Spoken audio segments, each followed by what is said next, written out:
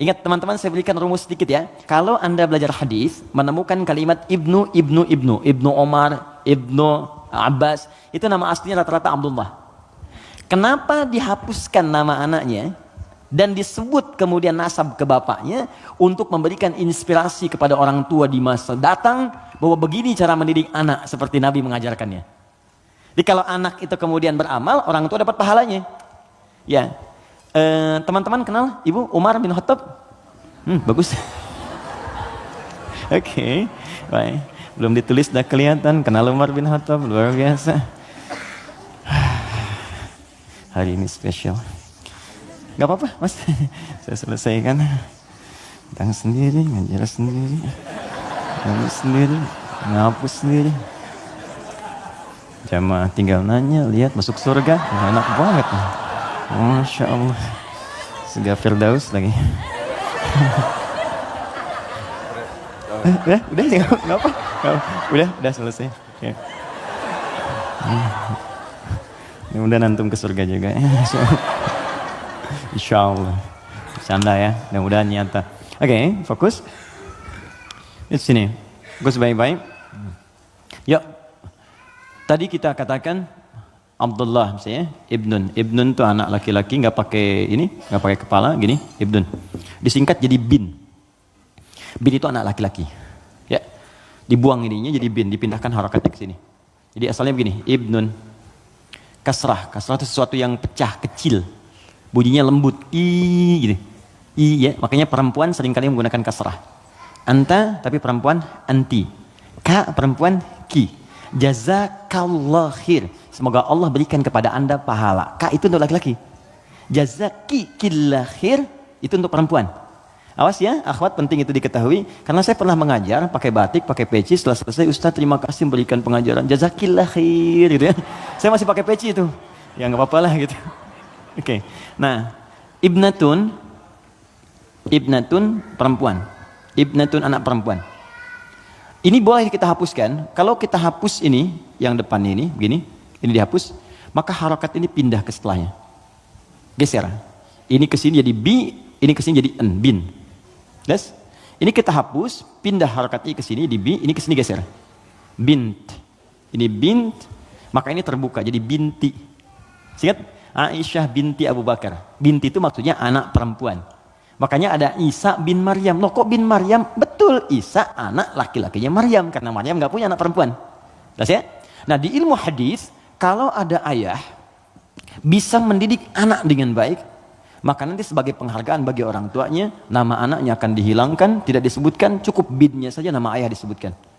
Umar punya anak namanya Abdullah. Ketika Umar didik dengan baik, saya ini kan pejuang, saya ini bersama Nabi, saya harus punya anak yang jadi ahli fikih supaya meneruskan perjuangan saya. Bapaknya cukupkan di mana-mana Nabi, anaknya nanti meneruskan ilmunya Nabi.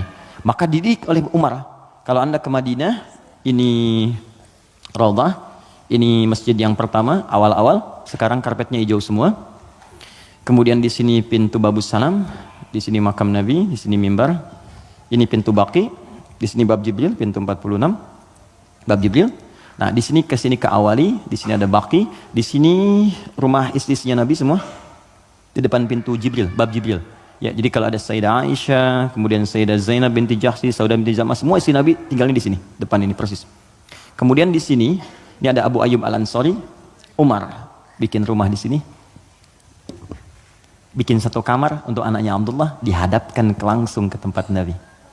Untuk belajar dari Nabi sebelum datang ke majlis ilmunya. Jadi kalau yang lain nunggu di majlis ilmunya Nabi, kalau anak Umar diajarkan oleh bapaknya sebelum Nabi bahkan ke majlis ilmu, sejak keluar dari rumahnya, itu bisa melihat bagaimana Nabi jalan. Bagaimana Nabi nengok. Makanya anaknya Umar banyak meriwayatkan hadis dari sejak kecil. Meriwayatkan 2.800 hadis. Anaknya Umar. Siapa yang punya wasilahnya? Bapaknya. Untuk menghargai bapaknya ini, Abdullahnya dihilangkan di sini, maka disebut nama bapaknya Ibnu Umar. Seakan pesan kepada orang tua di masa datang, kalau kita ingin mendapatkan kebaikan dari Allah, maka didik anak kita dengan baik, kelak orang tuanya pun akan dikenang. Setiap hadisnya kita bahas satu, bapaknya ikut mendapatkan pahalanya. Itu poinnya. Ya. Nah, tadi Al-Fatihah itu tidak ada asbabun nuzulnya. Kemudian ketika sampai di Madinah, Ibnu Abbas, anaknya Abbas, ini persis sama juga. Abbas itu pengusaha, teman-teman. Pengusaha besar. Sebelumnya terjebak dengan riba. Dibebaskan oleh Nabi. Tinggalkan riba, kata Nabi, dibebaskan.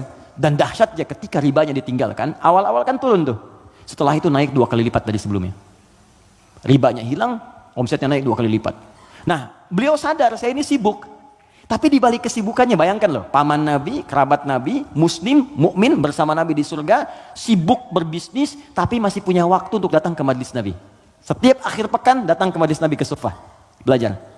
Karena itu ketika Nabi wafat, Abbas ini sudah mendapatkan 200 hadis. Bayangkan pebisnis, hafal hadis 200, itu kan luar biasa. Kalau Quran gampang, hadis itu tak mudah, 200 hadis. Paman Nabi, keluarga Nabi, kerabat Nabi, sibuk, bisnis, kaya juga, masih hafal hadis. Antum siapa? Paman Nabi bukan, kerabat Nabi bukan, tetangga Nabi bukan, kan? Sesibuk apa sih? Sampai untuk baca Quran pun belum punya waktu. Cita-cita masuk surga lagi, kan? Nah, ini beliau sadar, saya ini sibuk nih, berdagang. Maka harus ada yang mewarisi ilmu, anak saya. Maka anak itu dipetakan, teman-teman begitulah, cucunya atau anaknya, ayo disiapkan. Ini anak pertama Qurannya, anak kedua hadisnya. Nggak apa-apa, kalaupun kelak jadi arsitek yang hafal Quran. Oke? Pengusaha yang ahli hadis, nggak apa-apa, banyak. Dulu biasa begitu, Bu. Teman-teman ikhwan, dulu biasa. Antum kalau temukan kitab namanya Bidayatul Mujtahid, kitab bagus perbandingan fikih. Itu kitab fikih tuh, tapi yang nulis dokter bedah. Ibnu Rushd namanya, di barat dikenal dengan Averroes. Itu nulis kitab fikih, itu biasa dulu tuh, biasa saja.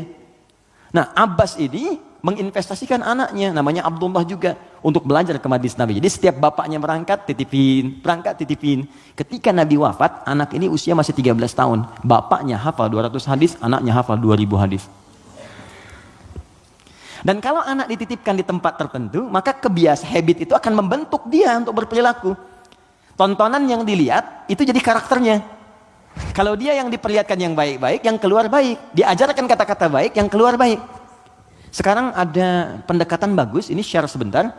Jadi pendekatan Al-Quran sekarang namanya. Ya, saya juga share dengan teman-teman, termasuk di keluarga kami terapkan. Kalau Anda ingin cepat anaknya hafal Quran, maka dia bisa dilatih dan dikondisikan dari sejak awal dengan lingkungan Quran.